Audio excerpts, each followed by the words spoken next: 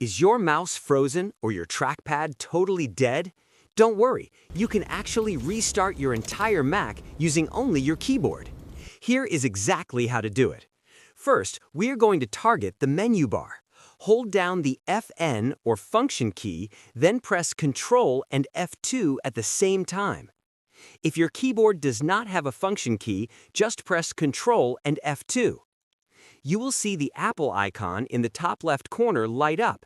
Now use your arrow keys to navigate the menu. Select the Apple menu, press Enter, and then use the down arrow to find Restart. Press Enter one more time to confirm.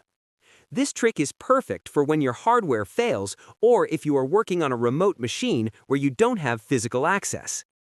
Now, if your screen is completely frozen and nothing is working, you can perform a force shutdown.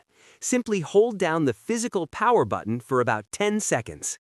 That's it. If this video saved your day, hit the like button and subscribe for more quick tutorials here in SUP How To. Thanks for watching.